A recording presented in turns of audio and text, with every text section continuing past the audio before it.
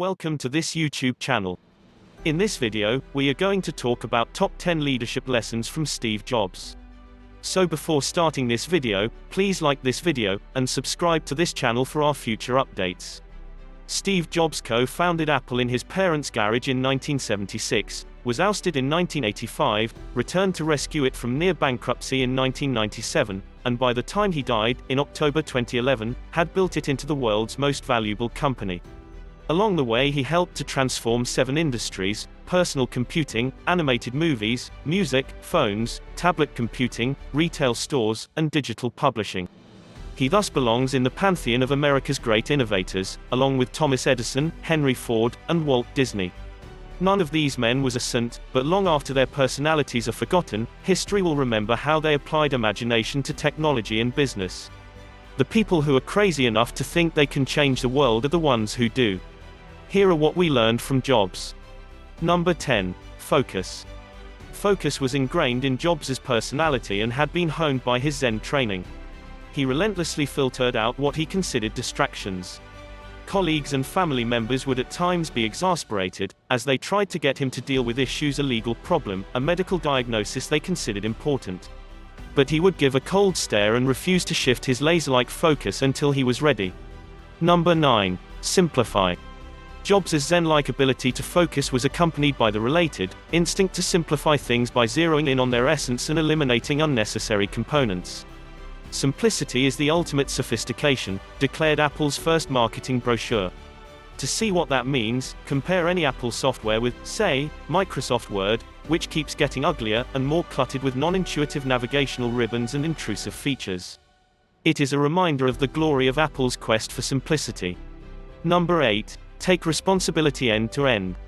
Jobs and Apple took end-to-end responsibility for the user experience, something too few companies do.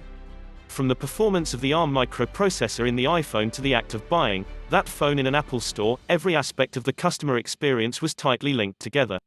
Both Microsoft in the 1980s and Google in the past few years have taken a more open approach that allows their operating systems and software to be used by various hardware manufacturers.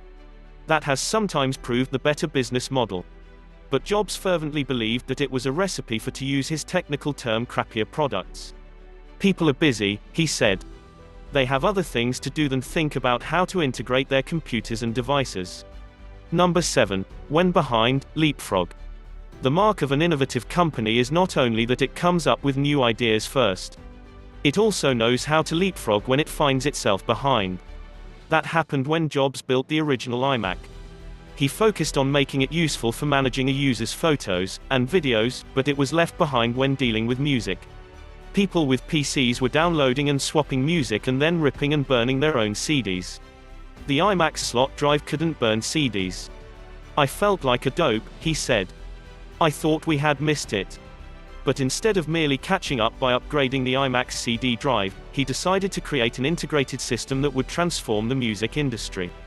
The result was the combination of iTunes, the iTunes Store, and the iPod, which allowed users to buy, share, manage, store, and play music better than they could with any other devices. Number 6. Put products before profits. When Jobs and his small team designed the original Macintosh, in the early 1980s, his injunction was to make it insanely great. He never spoke of profit maximization or cost trade-offs. Don't worry about price, just specify the computer's abilities, he told the original team leader. At his first retreat with the Macintosh team, he began by writing a maxim on his whiteboard: don't compromise. The machine that resulted cost too much and led to Jobs' ouster from Apple. But the Macintosh also put a dent in the universe, as he said, by accelerating the home computer revolution. And in the long run he got the balance right: focus on making the product great and the profits will follow. Number 5. Don't be a slave to focus groups. Caring deeply about what customers want is much different from continually asking them what they want. It requires intuition and instinct about desires that have not yet formed. Our task is to read things that are not yet on the page, Jobs explained. Instead of relying on market research, he honed his version of empathy and intimate intuition about the desires of his customers. He developed his appreciation for intuition feelings that are based on accumulated experiential wisdom while he was studying Buddhism in India as a college dropout. The people in the Indian countryside don't use their intellect, like we do, they use their intuition instead, he recalled. Intuition is a very powerful thing, more powerful than intellect, in my opinion. Number 4. Push for perfection. During the development of almost every product he ever created, Jobs at a certain point hit the pause button and went back to the drawing board because he felt it wasn't perfect.